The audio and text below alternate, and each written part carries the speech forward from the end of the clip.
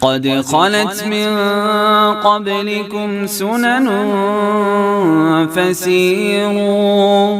فسيروا في الأرض فانظروا كيف كان عاقبة المكذبين۔ السلام علیکم ورحمۃ اللہ وبرکاتہ۔ پارہ نمبر 28۔ نحمدہ ونصلی علی رسولہ الکریم، اما بعد، فاعوذ باللہ من الشیطان الرجیم۔ پارہ نمبر 28 سورۃ مجادلہ سے شروع ہوتا ہے اور سورۃ تحریم پہ برا ہوتا ہے۔ پورے پارے کو اگر آپ لے لیں تو محبتوں کا امتحان ہے، کہیں غصے کا امتحان ہے اور کہیں زبان کا امتحان ہے اور کہیں ایمان کا امتحان ہے، اور خاص طور پہ اس بارے میں خواتین کو دین اور گھر کو کیسے ساتھ چلائیں، اس پہ بہت گائیڈ لائن ہے۔ اور اس بارے میں آپ دیکھیں گے کہ ہر صورت میں گھریلو زندگی کا کہیں نہ کہیں ذکر ضرور ہوگا۔ سب سے پہلا واقعہ حضرت خولہ کا ہے۔ سورۃ مجادلہ اسی کے بارے میں نازل ہوئی۔ اصل میں ایک عورت کا معاملہ ہے کہ جس کو وقت کے رواج کے مطابق شوہر کی بات سے طلاق ہو گئی۔ نبی صلی اللہ علیہ وسلم کچھ نہ کر سکے کیونکہ وہ اللہ کے حکم سے پہلے کوئی بات نہیں کہتے تھے۔ اسی نے وہیں بیٹھ کر اللہ کو پکارا اور ساتویں آسمان سے آواز آتی ہے، قد سمع اللہ قول التی تجادلک فی زوجہا۔ حضرت عائشہ کہتی ہیں کہ میں اس عورت سے قریب ہی تھی مسجد میں، لیکن میں اس کی خسر پسر تو سن رہی تھی لیکن سمجھ نہیں پا رہی تھی، لیکن اللہ نے ساتویں آسمان سے اس کا جواب دے دیا۔ اس پوری صورت میں ہر آیت میں لفظ اللہ دکھے گا، اور حقیقت ہے کہ اللہ تعالیٰ بندے کے اتنا قریب ہے کہ وہ اس کے ہر معاملے کو جانتا ہے۔ پھر اس میں زہار کی سزا دی گئی اور محسوس ہوتا ہے کہ زبان سے نکلے ہوئے چند الفاظ کی اتنی بڑی سزا کہ 2 مہینے کے مسلسل روزے رکھنے پڑیں گے۔ ایک بھی چھٹ گیا تو پھر نئے سرے سے شروع کرنی پڑے گی، اس لیے کہ اللہ کی حدیں کو کھیل نہیں، مذاق نہیں ہے۔ آیت نمبر 6 کا یہ حصہ قابل غور ہے، احصاها اللہ ونسوہ۔ اللہ نے ان کے ایک ایک لفظ کو، ایک ایک چیز کو گن رکھا ہے، لیکن وہ اس کو بھول گئے۔ حقیقت ہے کہ انسان گناہ کرتا ہے پھر بھول جاتا ہے، لیکن اللہ تعالیٰ قیامت کے دن اس کو پورا لکھا ہوا دکھا دیں گے کہ یہ سب کچھ تمہارے لیے میں نے تیار کیا تھا۔ پھر اس کے بعد نجوہ کی بات ہے۔ کسی محفل میں 2 لوگ ہیں تو وہ دونوں تو کوئی بھی بات کر لیں، لیکن اگر 3 ہو تو کانوں میں بات نہیں کرنی چاہیے، یہ بری بات ہے۔ آپ کہہ سکتے ہیں کہ نجوہ اجتماعی غیبت کا نام ہے۔ جب کسی گروہ میں بیٹھ کر کسی میٹنگ میں کوئی بات ڈیسائیڈ ہو گئی، اس کے بعد وہاں سے اٹھ کر 2 لوگوں کا آپس میں بات کرنا، یہ نجوہ کہلاتا ہے۔ اس سے دل خراب ہوتے ہیں، بہت سے شکوے آ جاتے ہیں، تو یہ نہیں کرنا چاہیے۔ پھر آپس میں بات چیت کرنے کے ادب سکھائے جا رہے ہیں، اور محفلوں میں کشادگی پیدا کرنے کی ضرورت ہے۔ حقیقت ہے کہ مومن کا دل بہت بڑا ہوتا ہے، وہ دوسروں کی باتوں کو بھی برداشت کرتا ہے اور ان کے لیے جگہ بھی بنا دیتا ہے، اور جب کسی کو اس کی جگہ سے اٹھا کر تھوڑا سا ادھر ادھر کر دیا جائے تو مائنڈ نہیں کرنا چاہیے، یعنی انا کا شکار نہیں ہونا چاہیے۔ یہی خوبصورت زندگی کا راستہ ہے۔ اسی صورت میں ہمیں پتہ چلتا ہے کہ جب نبی صلی اللہ علیہ وسلم جیسے مصروف شخص سے لوگوں نے بہت لمبی چوڑی باتیں کرنی شروع کر دیں، تو اللہ تعالیٰ نے ایک وقتی طور پہ تعدیباً یعنی ادب سکھانے کے لیے یہ شرط رکھ دی کہ جب نبی صلی اللہ علیہ وسلم سے بات کرنی ہو تو اس سے پہلے کچھ صدقہ دے دو۔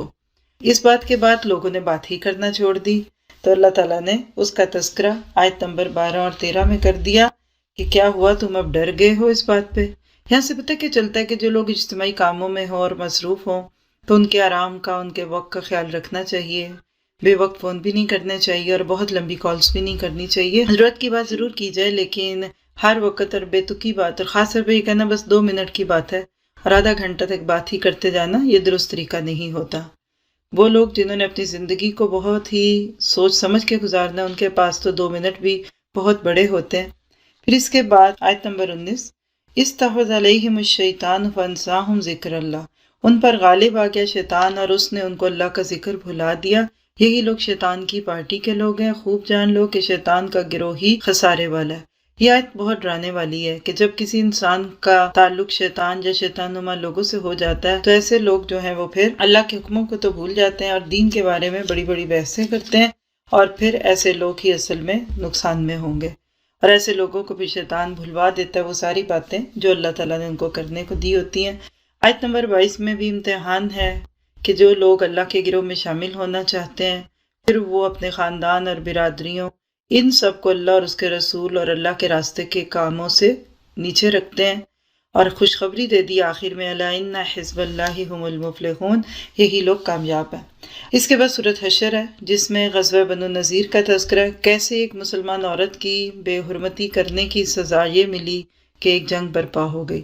حقیقت ہے کہ نبی صلی اللہ علیہ وسلم کی زندگی میں کسی مسلمان عورت کی طرف کوئی بات نہیں کر سکتا تھا، نظر اٹھا کر نہیں دیکھ سکتا تھا، لیکن کچھ لوگوں نے اہل کتاب میں سے اس کی کوشش کی، اس پر جنگ ہوئی اور اس جنگ میں پھر ان کو منہ کی کھانی پڑی اور کئی سالوں سے وہاں موجود تھے لیکن ان کو اپنے گھر بار اکھیڑ کر وہاں سے جانا پڑا۔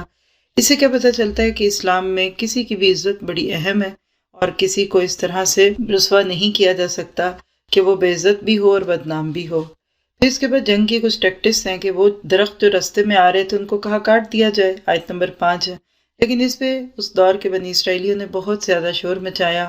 اور حقیقت ہے کہ کچھ لوگ آج جانوروں کے حقوق پہ بات کرتے ہیں، پودوں کے حقوق پہ بات کرتے ہیں، اور لیکن انسانوں کو بعض دفعہ گاجر اور مولی کی طرح کاٹا جاتا ہے۔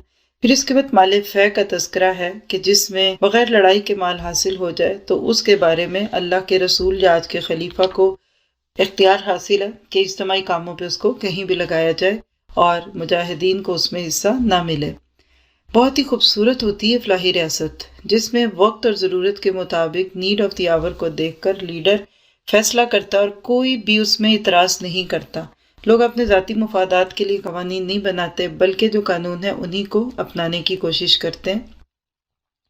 آیت نمبر 8 میں فقیر مہاجرین کی تعریف کی گئی ہے کہ جن کو اللہ کی خاطر ان کے گھروں اور مالوں سے نکالا گیا لیکن اللہ تعالیٰ نے پھر ان کی کیسی مدد کی، اور اصل میں اللہ کے لیے کچھ چھوڑنا اپنے ایمان کی صداقت کو ثابت کرنے کے برابر ہے۔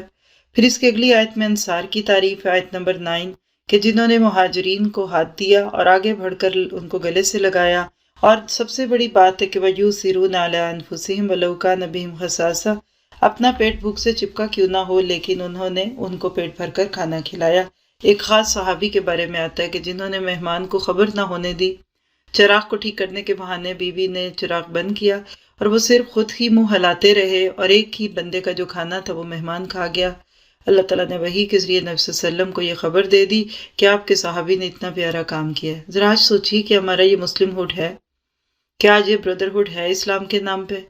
ہمارا تو حال یہ کہ ہمارے گھر میں کھانا ضائع ہو رہا ہوتا ہے اور دنیا میں کتنے لوگ ہیں جو ایک صرف بھوک کی وجہ سے مر جاتے ہیں۔ اسی لیے پھر اگلی آیتوں میں کہہ دیا کہ مَن یوق شُحَّ نَفْسِهِ فَأُولَٰئِکَ هُمُ الْمُفْلِحُونَ، کہ جو بخل سے بچا لیا گیا وہی کامیاب ہے۔ دعا یہ کرنی ہے کہ اللہ تعالیٰ ہمیں بخل سے بچا لے۔ پھر آیت نمبر 10 بہت ہی خوبصورت طریقے سے ایک مسلمان کے دل کی وسعت کو ثابت کرتی ہے کہ اس کی دعاؤں میں نہ صرف یہ ہے کہ اپنی ذات ہوتی ہے بلکہ پچھلے گزرے ہوئے لوگ بھی ہوتے ہیں، اور جو دنیا سے چلے گئے ان کے لیے نہ غل اور نہ کینہ ہے۔ افسوس کی بات ہے کہ بعض دفعہ لوگ دین کے نام پہ دوسرے دیندار علماء یا ان کے استادوں کا مذاق اڑاتے ہیں، دوسرے مذہبی رہنماؤں کا مذاق اڑاتے ہیں۔ تو یاد رکھیے گا کہ جو بھی علماء ہیں نا وہ خاندان کے بڑوں کی طرح ہوتے ہیں۔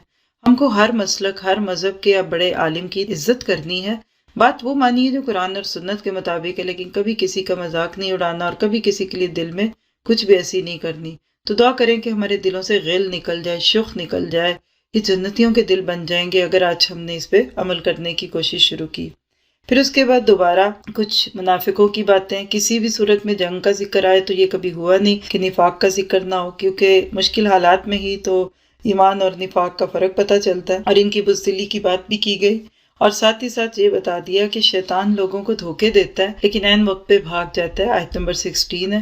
تو ایسے لوگ جو شیطان کی بات میں آ کر غلط کام کریں ان کا اور شیطان کا انجام برا ہے۔ پھر اس کے بعد آخری رکوع ہے آیت 18 سے جو بہت ہی اہم ہے کہ یا ایھا الذین آمنوا اتقوا اللہ ولتنظر نفس ما قدمت لغد۔ ایک ہی آیت میں 2 دفعہ اتقوا اللہ کی بات ہے، اگر آپ نے دیکھا اس کو۔ حقیقت ہے کہ یہ دنیا بہت بڑا آج ہے، اس کے بعد کل ہے، وہ کل جس کو آپ ٹمارو کہہ کر صرف کل سے آج سے کل والا دن نہیں بلکہ آخرت کو سوچیں۔ عقل مند وہ ہے جو اپنی آج کو ایسے گزارے کہ اس کا کل خوبصورت ہو۔ دنیا میں بھی تم کتنی قربانیاں دیتے ہیں نا روشن مستقبل کے لیے، بچوں کے سنہرے مستقبل، پھر قربانی نہ دیں تو کیا ہوگا، جاگنا بھی پڑتا ہے، محنت بھی کرتے ہیں، پیسہ بھی لگاتے ہیں، پھر کہیں جا کر بچوں کا مستقبل بنتا ہے۔ سوچئے کہ ہمارے بچوں کے مرنے کے بعد ان کا مستقبل کیا ہوگا، کیونکہ ہمیں اکثر یہ غم لاحق ہوتا ہے کہ ہم مر گئے تو ان کا کیا ہوگا۔ تو مرنا تو سب نہیں ہے، اللہ تعالیٰ سب کو ایمان کے ساتھ لمبی زندگی دے اور اپنے حصے کا کام کر کے دنیا سے جائیں۔ اس لیے اللہ تعالیٰ کہتے ہیں ان لوگوں جیسے نہ ہو جاؤ جو اللہ کو بھول گئے بدلے میں اللہ نے ان کو اپنی جانیں ہی بلا دی۔ اور حقیقت ہے کہ جو اللہ کا نہیں بنتا نا وہ اپنا بھی نہیں بنتا۔ جب ایک انسان دنیا کمانے کے لیے بھاگتا ہے تو اگر وہ نماز کے وقت پہ دکان بند نہیں کرتا نا تو بعض دفعہ سارے دن کی بھوک کے ساتھ کھانا واپس لے آتا ہے، کھانے کا وقت نہیں ملا، تو اسی کو کہتے ہیں نا تو میرا نہیں بنتا اپنا تو بن۔ تو حقیقت ہے کہ خود شناسی ہی اصل میں خدا شناسی ہے۔ جس کو اپنی قدر آ گئی اس کو اللہ تعالیٰ کی بھی قدر ضرور آئے گی۔ آیت 20 میں ایک سوچ دی کہ جنتی اور جہنمی برابر نہیں ہو سکتے، کیونکہ دونوں کا جینا فرق، مرنا فرق، دونوں کا لائف سٹائل فرق ہے، چوائس فرق ہے، پرائرٹیز فرق ہے، ان کے کھانے پینے سے لے کر ان کی سوچوں میں فرق ہے۔ تو یہ کیسے ہو سکتا ہے؟ جنت اور جہنم کسی ایک پارکنگ لاٹ کے دو ایگزٹس نہیں ہیں یا انٹرسز نہیں ہیں۔ جنت اوپر ہے، جہنم نیچے ہے۔ آپ امیجن کریں پہاڑی پہ جانے والا، اس کو بڑی مشکل سے اوپر جانا پڑتا ہے، گاڑی بھی بڑی سٹرونگ لینی پڑتی ہے اور نظر بھی جمانی پڑتی ہے۔ اس کے برعکس جس کو پہاڑ سے نیچے اترنا ہوتا ہے تو بس وہ بریک سے پاؤں اٹھا لے اور سٹیئرنگ کو کنٹرول کر لے۔ تو اوپر جانے والا جنت کا راہی ہے اور نیچے جانے والا جہنم کا راہی ہے۔ میں آپ خود سے پوچھ لیں کہ ہم کدھر جا رہے ہیں؟ آسانیاں چاہیں گے تو پھر تو نیچے جانے میں آسانی ہے۔ خفت الجنت بالمکارہ، جنت مشکلات سے گھیر لی گئی تو اوپر جانا پڑے گا، اور خفت النار بالشہوات، خواہشات سے ڈھانک دی گئی جہنم۔ تو ہمیشہ اپنی زندگی میں سوچ سمجھ کر انسان فیصلہ کرے کہ مجھے آسان راستہ لینا ہے یا صحیح راستہ لینا ہے۔ کبھی بھی کوئی شخص ایسا راستہ نہیں لے گا جس میں راستے کی بڑی خوبصورتیاں ہوں لیکن اینڈ پہ ایک جنگل اور وہاں شیر ہو اور وہ اس کو کھا جائے، یا چور ہوں اور ان کو لوٹ جائیں، سانپ بچھو اور جو ان کو ڈس جائیں۔ ہمیشہ انسان کہتا ہے راستہ جیسا بھی ہو بس منزل اچھی چاہیے۔ اللہ تعالیٰ ہمیں صحیح منزل کا انتخاب کرنے والا بنائے۔ اور آخری آیات میں اللہ تعالیٰ کے نام اتنے خوبصورت طریقے سے آتے ہیں کہ جس کو واقعی اگر سن لیا جائے صبح شام میں تو پھر اللہ تعالیٰ کی بڑائی کا نقش دل پہ مضبوط سے مضبوط ہوتا ہے۔ سورۃ ممتحنہ بھی امتحان والی صورت ہے۔ اس میں ایک خاص واقعہ ہے خاطب نبی بلتا کا کہ جنہوں نے مکہ والوں کو صرف اس لیے میسج دے دیا کہ نبی صلی اللہ علیہ وسلم آ رہے ہیں فوج کو لے کر کہ اگر جنگ ہوئی تو میرے بچوں کو وہ کچھ نہ کہیں۔ چونکہ بیوی بچوں کی محبت میں یہ معاملہ ہوا تھا تو اللہ تعالیٰ نے اس پہ آیتیں نازل کر دیں کہ کیا تم اپنی اولاد اور اپنے بچوں، بیوی کو اللہ اور اس کے رسول سے اوپر رکھو گے؟ لیکن اللہ کے نبی چونکہ بہت ہی زیادہ زیرک لیڈر تھے تو آپ نے حاتب بن ابی بلتا کے عذر کو قبول کیا اور ان کو کچھ نہ کہا، اور وہ غزوہ بدر میں بھی شریک ہو چکے تھے۔ یہاں پتہ چلتا ہے کہ بہت ساری چیزیں انسان اولاد کی محبت میں کرتے ہیں۔ پھر اسی لیے آگے آیت نمبر 4 سے حضرت ابراہیم کو رول ماڈل کے طور پہ پیش کیا گیا کہ ساری زندگی تو وہ جہاد ہی کرتے رہے، کبھی خاندان کے آگے کھڑے ہوتے ہیں تو کبھی باپ اور کبھی برادری کے آگے۔ تو یاد رکھیے کہ دو تقاضے جب ساتھ ساتھ چلے، ایک طرف اللہ کا تقاضا ایک طرف دنیا کا ٹکراؤ ہو، تو پھر آپ کا میرا انتخاب اللہ کا راستہ ہونا چاہیے۔ عام حالات میں تو سب ٹھیک ہی رہتا ہے، اور ساتھ ہی ساتھ بتا دیا کہ لَقَدْ كَانَ لَكُمْ فِيهِ أُسْوَةٌ حَسَنَةٌ، ان کے لیے اس میں بہت بڑا اسوہ ہے۔ اور حقیقت ہے کہ یہ لوگ روشنی کے مینارے ہیں، ہم ان کو دیکھتے ہوئے چلتے جائیں تو انشاءاللہ جنت تک تو پہنچ ہی جائیں گے۔ پھر اس کے بعد اللہ تعالیٰ نے انصاف اور عدل کی بات کرتے ہوئے کچھ اور باتیں جو آپ کی زندگی کے حالات سے متعلق تھیں، اور آیت نمبر 10 سے آخر میں وہ عورتیں جو مسلمان ہو کر مکہ سے مدینہ آتی تھی، ان سے جو ان کے ساتھ معاملہ ہوتا تھا اس کا تذکرہ ہے، کیسے ان کے شوہروں کو حق مہر واپس کر دیا جاتا ہے۔ اسی طرح جن مسلمانوں کی بیویاں اگر کافر ہو کر واپس چلی جاتی مکہ میں تو ان سے ان کے حق مہر لیے جاتے۔ یہاں سے ایک تو حق مہر کی اہمیت کا پتہ چلتا ہے، عام حالات میں نہ دے کوئی تو کیا بنے گا۔ دوسرا یہ پتہ چلتا ہے کہ وہ دور بہت ڈائنامک تھا، ہر گھر میں گڑبڑ ہو رہی تھی، کوئی گھر ٹوٹ رہا تھا، کہیں شوہر مسلمان ہو رہا ہے تو بیوی کفر پہ، کوئی شوہر اپوزٹ معاملہ ہے۔ تو ایسے لگ رہا تھا جیسے اسلام کے آنے سے گھروں میں لڑائیاں شروع ہو گئیں، کہیں دو بہنیں ایک شخص کے نکاح میں تھی تو ایک کو طلاق دینے کا حکم ہوا۔ تو اس وقت میں یہ بتا دیا گیا کہ جب بھی اسلام اپنے عروج پہ آئے گا، جب آپ اسلام کو دین کے طور پہ لاگو کریں گے، ایسا ہی ہوگا۔ آج بھی یہ مشہور ہے، گھروں میں لڑائیاں شروع ہو جاتی ہیں، یہ دین لڑائی کراتا ہے؟ نہیں، لڑائی نہیں کراتا۔ اصل یہ ہوتا ہے کہ ہم نے اللہ کے حقوق بندوں کو دے دیے ہوتے ہیں، بس وہ اللہ والے حق واپس لیتے ہیں تو لوگ چونکہ عادی ہو چکے ہوتے ہیں وہ اس پہ ناراض ہوتے ہیں، تو اللہ کو اس کی جگہ پہ رکھے، بندوں کو اس کی جگہ پہ رکھے، تو باقی باتیں خود بخود اپنی جگہ پہ آ جاتی ہیں۔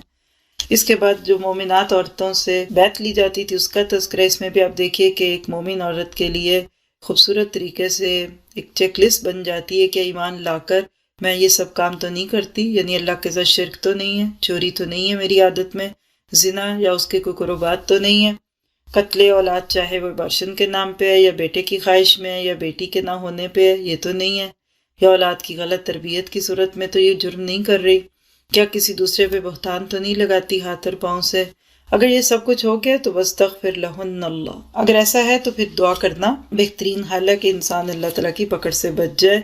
اور آخر میں اللہ تعالیٰ نے کہہ دیا کہ ایسی قومیں جن پر اللہ کے غضب ہوئے تم ان کی طرح کے نہ بن جاؤ۔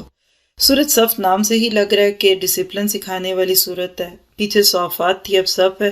یہاں سے صف کی اہمیت بھی اور دین میں آرگنائزیشن کی اہمیت بھی سمجھ آتی ہے۔ اور شروع میں ہی بتا دیا گیا کہ لِمَ تَقُولُونَ مَا لَا تَفْعَلُونَ، آیت 2 میں، کہ تم وہ باتیں کیوں کہتے ہو جو کرتے نہیں ہو۔ قول اور فعل کا تضاد عمل کو ختم کر دیتا ہے، اثر کو ختم کر دیتا ہے، لوگوں کا دین سے اعتماد اٹھ جاتا ہے۔ اسی لیے فرما دیا کہ جو باتیں کہتے ہو وہ کرو بھی، کیونکہ اللہ کو ایسے لوگ اچھے نہیں لگتے جو کہیں کچھ اور کرے کچھ۔ آیت 4 میں امت مسلمہ کا ایک آئیڈیل نمونہ پیش کیا گیا کہ سیسہ پھیلائی ہوئی دیوار ہوتے ہیں، نہ کسی پہ کوئی ظلم کرتا ہے، نہ زیادتی کرتا ہے، نہ کوئی لیگ پولنگ کرتا ہے، اور نہ کوئی سیلف پروجیکشن کے طور میں اپنے آپ کو آگے سے آگے رکھ دیتا ہے۔ اس کے بعد حضرت موسیٰ اور عیسیٰ کا تذکرہ کیا گیا کہ کیسے اپنے وقت میں انہوں نے بھی اپنی قوموں کے ساتھ معاملہ کیا، اور اسی میں نبی صلی اللہ علیہ وسلم کی آمد کی خبر بھی ہے آیت نمبر 6 میں۔ یہ بہت بڑی دلیل ہے یہود کو اور نصارہ کو دکھانے کے لیے کہ دیکھیے آپ کی تو اپنی کتاب میں یہ بات موجود تھی کہ جس میں حضرت عیسیٰ نے کہا تھا کہ برسول یاتی من بعدی اسمہ احمد، تو نبی صلی اللہ علیہ وسلم کا نام تورات میں احمد تھا، لیکن اب تو کتابیں ہی بدل دی گئیں تو پھر اس میں کوئی مانے گا بھی تو کیا مانے گا۔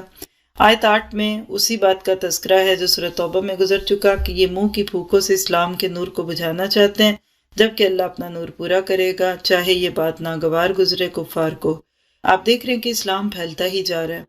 آپ نے فرمایا کہ قیامت کے قریب کوئی کچا گھر بھی ایسا نہیں رہے گا جس میں اسلام نہ آئے، تو آج وہی کیفیت ہے۔ دعا کریں کہ اللہ تعالیٰ مجھے آپ کو اس میں کہیں کھپا لے اور ہم آج اسلام کی اس نشر و اشاعت میں اپنا حصہ ڈال سکیں۔ آیت نمبر 9 میں بتا دیے کہ اسلام غالب آنے والی چیز ہے، یہ نیچے نہیں رہے گا۔ جس نے اسلام کو دبایا اتنا اسلام ابھر کے آیا۔ جب بھی مسلمانوں پر کوئی فتنہ آیا، کوئی آزمائش آئی، اتنا ہی اسلام اس کے بعد ابھر کر آیا۔ یہ ریکٹس موجود ہیں، آپ جا کے 10-15 سال پیچھے کا واقعہ دیکھ لیجئے۔ اس کے بعد ریکٹ سیلنگ ہوئی قرآن پاک کی بھی، اور اسی طرح سے اسلام کی طرف آنے والوں کے قدم بھی اور زیادہ بڑھنے لگے۔ آیت 10 میں ایک خوبصورت تجارت کی دعوت ہے جو عذاب علیم سے نجات دے۔ کرنا کیا پڑے گا؟ اللہ پر ایمان، اس کے رسول پر ایمان، پھر اس کے راستے میں جہاد کرنا یعنی محنت کرنا، مال بھی لگانا اور جان بھی لگانا۔ یہ سب کچھ بہتر ہے۔ ملے گا کیا؟ یغفر لکم ذنوبکم۔ چند سیکنڈ کے لیے سوچیں کہ ہمارے گناہ معاف ہو جائیں، اس سے بڑی اور کیا بات ہوگی۔ اور اسی طرح جنتوں میں داخلہ اور خوبصورت پاکیزہ گھر جنت کے، پاک گھر ہوں گے، انٹرسٹ فری گھر ہوں گے، لون فری گھر ہوں گے، اور وہاں کوئی خرافات نہیں ہوں گی۔ ایسے گھر جب دنیا میں بن جاتے ہیں تو حقیقت میں جینے کا مزہ آنے لگتا ہے، اور سب سے بڑھ کر قریب کی فتح یعنی دنیا میں بھی اللہ تعالیٰ عزت عطا فرماتے ہیں۔ پھر اس کے بعد آخر میں یہ بتا دیا گیا کہ دین کے کام تنہا نہیں ہوتے، وقت کا نبی ہی کیوں نہ ہو اس کو بھی کہنا ہی پڑا کہ من انصاری اللہ، کیونکہ دین کا کام ایک ٹیم کے ساتھ ہوتا ہے، اکیلا بندہ دین کو لاگو نہیں کر سکتا، اس کے لیے سب کی ضرورت ہے۔ پھر سورۃ جمعہ جو حقیقت میں سورۃ جمعہ ہی ہے کہ جس میں نبی صلی اللہ علیہ وسلم کو امی کہہ کر ثابت کر دیا گیا کہ آپ نے کسی انسان سے نہیں سیکھا بلکہ آپ نے اللہ تعالیٰ سے گائیڈ لائن لی اور اللہ تعالیٰ ہی کی بتائی ہوئی وحی پہ آپ کی زندگی گزری۔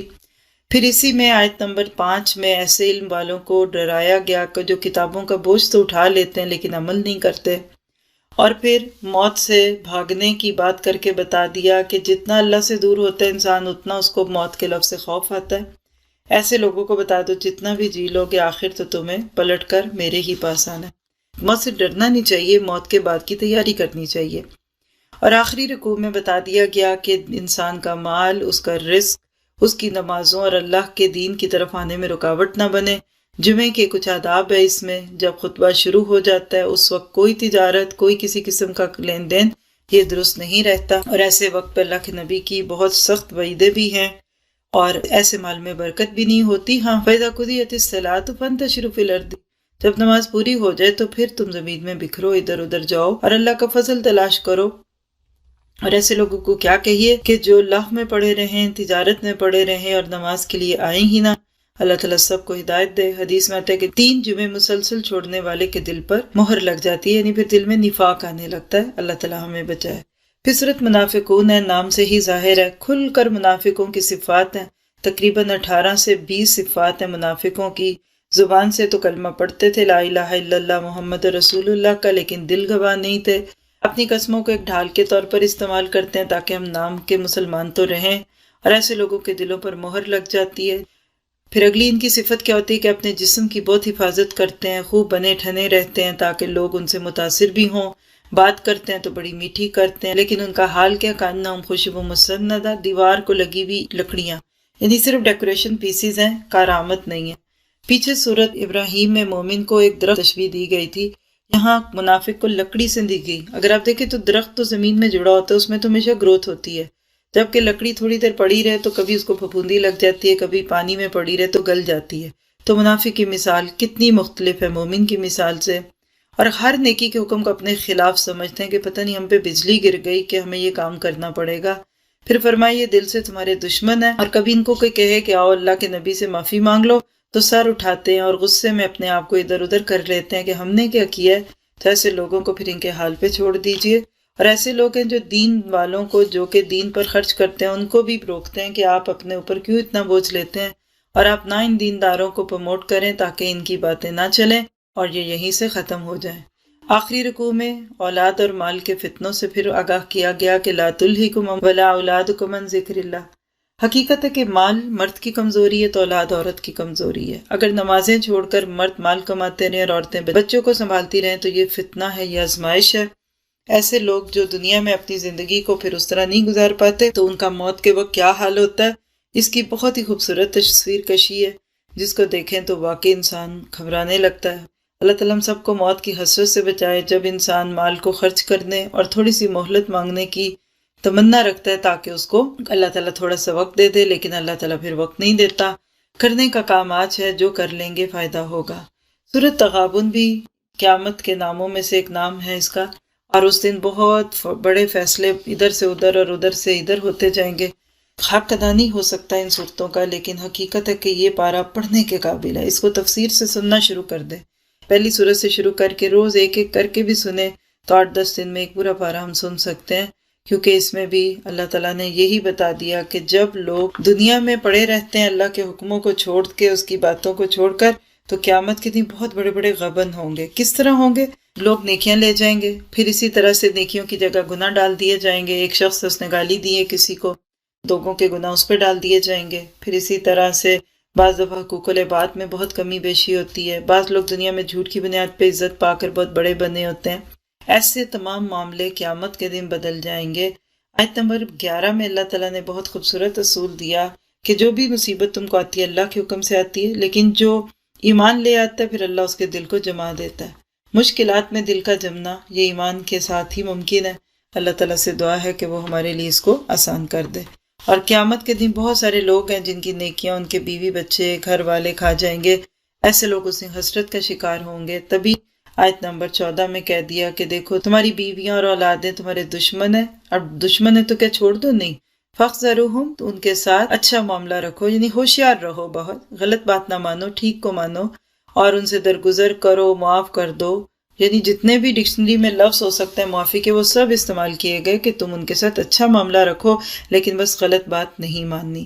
اور اگر اللہ کو قرض حسنہ دو گے تو اللہ تعالیٰ اس کو بہت بڑھائے گا، تمہارے گناہوں کو بھی معاف کرے گا۔ پھر سورۃ طلاق، جس کو نساء صغریٰ بھی کہتے ہیں، طلاق ہی سے ریلیونٹ کچھ چیزیں، یہاں بھی اب دیکھیے عورتوں کے مسائل ہیں، اور پتہ چلتا ہے کہ اسلام میں یہ سب چیزیں دین کا حصہ ہے، ہم صرف نماز روزے کی بات نہیں کرتے۔ سورۃ طلاق میں آپ کو بار بار تقوی کا حکم ملے گا، آیت 2 میں دیکھ لیجئے، یؤمن باللہ والیوم الآخر ہے، اس کے بعد ومن یتق اللہ یجعل لہ مخرج ہے، آگے پتہ چلا رزق ملتا ہے۔ یعنی اگر آپ صرف تقوی کے فوائد سورت سے ہی ڈھونڈ لیں تو مشکلات سے نجات ہے، پھر اللہ تعالیٰ غیب سے رزق دے دیتا ہے، پھر ایسے لوگوں کے لیے اللہ تعالیٰ ان کے معاملوں کو آسان بھی کر دیتا ہے۔ اور اسی طرح عورتوں کی عدت کی بات کی گئی، اور پھر آخر میں اس صورت ہی کے اندر بتا دیا گیا کہ جو لوگ اللہ کے راستے میں چلتے ہیں اللہ تعالیٰ ان کو راستے ضرور دکھاتا ہے۔ آیت نمبر 11 میں بتا دیا کہ یہ آیات جو ہیں یہ اندھیروں سے روشنی کی طرف بلانے والی ہیں، تو جو اس پر عمل کرے گا اس کی زندگی خوبصورت ہوگی۔ آخری صورت ہے سورۃ تحریم، جس کے اندر واقعی اللہ کے نبی کے بھی مقام کو ثابت کر دیا گیا کہ اپنی بیویوں کی خوشی کے لیے وہ بھی کسی حلال کو حرام نہیں کر سکتے۔ یاد رکھیے جس طرح اللہ کے حرام کو حلال نہیں کیا جا سکتا، اسی طرح حلال کو بھی حرام نہیں کیا جا سکتا۔ دوسرا، اس واقعے سے پتہ چلتا ہے کہ آپ اپنی بیویوں کا کتنا خیال رکھتے تھے۔ ہلکی سی بات سن کر کہ میں آپ سے اسمیل آ رہی ہے تو آپ نے قسم کھا لی کہ اچھا میری بیوی کو مجھ سے اسمیل آئے گی تو میں وہ چیز ہی نہیں کھاؤں گا۔ سوچئے وہ مرد جو اپنی پرسنل ہائیجین کا خیال نہیں رکھتے، ان کے لیے اس میں کتنی بڑی گائیڈ لائن ہے۔ یہ بھی پتہ چلتا ہے کہ نبی ہو یا کوئی عام انسان ہو، شوہر اور بیوی کے تعلق میں بہت ساری باریکیاں ہوتی ہیں، اس کو اللہ کے خوف کے ساتھ ہی نبھانا چاہیے۔ آج ہم تو اپنے نبی سے محبت کرتے ہیں نا، عزت کرتے ہیں، لیکن سوچئے ایز اے شوہر، ایز اے داماد، ایز اے سسر ان کو قبول کرنا، ان کے سارے تقاضوں کو پورا کرنا، یہ بہت بڑے حوصلوں کی بات ہوتی ہے۔ نبی صلی اللہ علیہ وسلم کی بیویاں بہت اچھی خواتین تھیں، اس کے باوجود بھی ان کے اندر اگر کوئی کمی بیشی دکھتی ہے تو یہاں سے سیکھیے کہ ہر انسان اپنے حساب سے جواب دہ ہے، اور یہاں ایک اچھی بیوی، یعنی اگر آپ نے ایک لڑکی ڈھونڈنی ہے رشتے کے لیے، کسی کے لیے بھی، تو اس کی خوبیاں بھی آیت 5 میں، اچھی مسلمان، با ایمان، اطاعت گزار، توبہ گزار، عبادت گزار، روزے دار، چاہے شوہر دیدہ ہوں یا باقرہ۔ آج اگر یہ معیار لے کر جائیں تو کتنے لوگ نکلنے کو تیار ہیں، اور کتنے لڑکے ایسی خوبیاں والی لڑکی مانگتے ہیں۔ ہم تو آج عموماً دوسری ہی لسٹیں ساتھ لے کر جاتے ہیں، جو لڑکی اس میں فٹ ہو جائے اس کو ڈھونڈتے ہیں، چاہے وہ نہ ملے تو اس کے لیے کئی سال پیچھے لگ جائیں۔ پھر اس کے بعد گھریلو زندگی میں سکون کے لیے قوا انفسکم و اہلیکم نارا کی بات کی گئی۔ اللہ تعالیٰ سے دعا ہے کہ ہمیں اس پہ عمل کی توفیق دے۔ توبۃ النصوحہ کی بات کر کے بتایا کہ گناہوں کی وجہ سے تمہاری روح کی جو دھجیاں اڑ چکی ہیں اس کو توبہ کے مرہم سے سی لو۔ پھر اس کے بعد پلسرات کی روشنیوں کی بات ہے کہ وہاں نور بھاگے گا، نور آگے آگے ہوگا اور لوگ اپنے نور کی روشنی میں جائیں گے۔ پورے پارے میں حضرت مریم کے کردار سے کنواری لڑکیوں اور حضرت آسیہ کے کردار سے شادی شدہ عورتوں کے لیے مثال موجود ہے۔ اللہ تعالیٰ میں ہر قسم کی مثال سے فائدہ لینے والا بنا دے۔ تو پورے پارے میں ہم نے سیکھا کہ بندوں سے شکوے نہیں کرنے، رجوع اللہ ہی کرنا ہے۔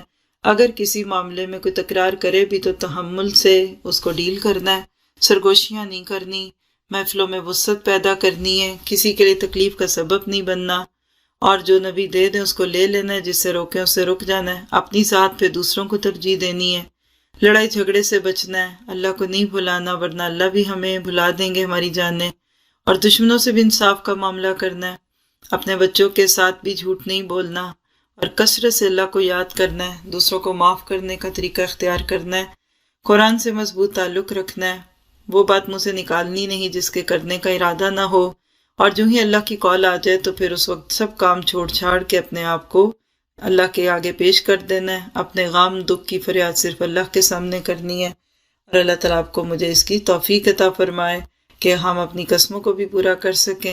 اتنی گائیڈ لائن ہے اس ایک پارے میں، کیسے لگتا ہے کہ جیسے دریا کو کوزے میں بند کرنے والی بات ہے۔ تو اس پارے کی آیات تدبر سورۃ منافقون کی آیت نمبر 9 سے 11 تک، کہ جس میں بتا دیا کہ مال اور اولاد تمہیں غافل نہ کر دیں اللہ کے ذکر سے، اور ساتھ ہی ساتھ موت کا وقت، کہ جس وقت انسان خواہش کرے گا کہ تھوڑی سی زندگی بڑھ جائے، تو آج جو کرنا ہے وہ کر لے، اللہ تعالیٰ قبول کرے۔ سبحانک اللہم و بحمدک، اشہد ان لا الہ الا انت، استغفرک و اتوب الیک۔ السلام علیکم و رحمۃ اللہ وبرکاتہ۔